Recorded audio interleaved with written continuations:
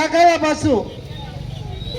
అమ్మవారి గుడికి వాళ్ళనా ఫ్రీయా కదా? చెప్తలేరు, పోతలేరా బస్సులో? ఫ్రీయే కదా. మరి ఎవరు ఇచ్చిర్రు? రేవంత్ రెడ్డి గారి ప్రభుత్వం, మన రాష్ట్ర మంత్రి పొన్నం ప్రభాకర్ అన్న రవాణా శాఖ మంత్రి వారిలో మన ఆడపడుచులందరికీ ఫ్రీగా బస్ సౌకర్యం ఇచ్చిండ్రు. మీకు సౌలత్ ఉందా లేదా? దాంతో 4 రూపాయలు మిగిలేయా లేదా? ఆ పైసలతో ఇంకా వేరే కార్యక్రమాలు చేసుకుంటురుగా ఇంట్లో. అదొక్కటి. 200 యూనిట్ల కరెంట్ ఫ్రీయా కాదా? ఫ్రీయా కదా. రేషన్ కార్డులు ఇస్తుండ్రా లేదా అందరికీ? 10 ఏళ్ళలో ఒక్క రేషన్ కార్డు అని ఇచ్చిండు అమ్మ? ఇయ్యలేదు. మరి తెల్ల రేషన్ కార్డు మీద సన్నబియ్యం వస్తున్నాయి. సన్నబియ్యం వస్తున్నాయా లేదా? తింటురా లేదా? మంచిగా ఉన్నాయా లేదా? చూడు, సన్నబియ్యంతోనే ఇట్లా అయినా నేను. అవునమ్మా? ఇవన్నీ మంచి సంక్షేమాలు చేస్తున్న ప్రభుత్వం మనకు ఉండాలి. నేను ఒకటి అంట, ఒక సామెత ఉంది, దున్నపోతుకు గడ్డేసి బర్రెకు పాలు వెండితే వస్తాయా అమ్మ? రావు కదా. మరి ప్రభుత్వం రాష్ట్రంలో కాంగ్రెస్ ప్రభుత్వం ఉంది. మరి మనం ఇక్కడ కార్పొరేటర్ను కూడా కాంగ్రెస్ అభ్యర్థిని గెలిపించుకోవాలి కదా. గెలిపియన్నా లేదా?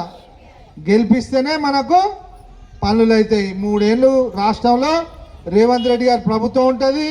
ఇంకొక 5 ఏళ్ళు కూడా మళ్ళా రేవంత్ రెడ్డి గారి ప్రభుత్వం ఉంటుంది. ఇల్లు ఇచ్చినాం. మరి ఇల్లు డబుల్ బెడ్రూమ్ అన్నారు, ఒక్కరికన్నా ఇచ్చినా అమ్మ?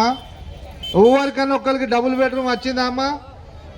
ఇప్పుడు కాంగ్రెస్ ప్రభుత్వం వచ్చినాక జాగున్న వాళ్ళకి ఇల్లు కట్టుకోమని 5 లక్షలు ఇస్తారు.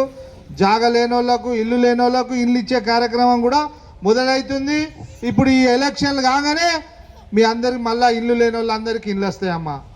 దయచేసి తల్లులారా, చేతులు జోడించి కోరుతున్నాం మిమ్మల్ని, కాంగ్రెస్ అభ్యర్థి ఎవరున్నా వాళ్ళని గెలిపించే బాధ్యత మీది.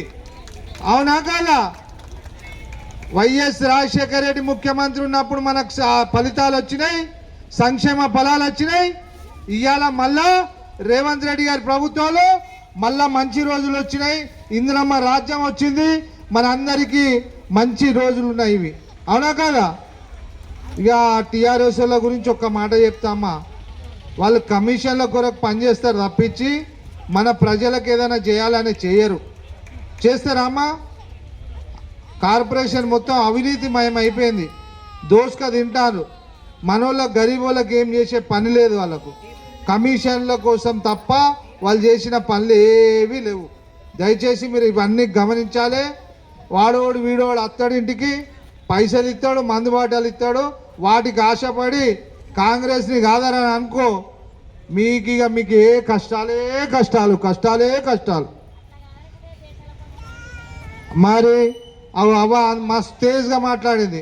ఇంకొక విషయం చెప్తామ్మా, ఎంపీ పువ్వు గుర్తయిన ఉన్నాడు, ఎమ్మెల్యే కారు గుర్తయిన ఉన్నాడు, కానీ ఇప్పుడు కార్పొరేటర్ చేయి గుర్తుంటేనే మన పని అవుతుంది. ఇది ఆలోచించారు. చెప్పింది కరెక్టా కదా? ఇది మీరు దయచేసి అర్థం చేసుకొని తల్లులారా, కాంగ్రెస్ పార్టీ ఆదరించండి. మీకు మంచి రోజులు వస్తాయని తెలియజేసుకుంటూ నాకు ఈ అవకాశం ఇచ్చినటువంటి సోదరుడు పోచన్నకు ధన్యవాదాలు తెలియజేస్తుంటూ, మా పక్క డివిజన్ సోదరుడు మా చోటు మరియు ఇక్కడికి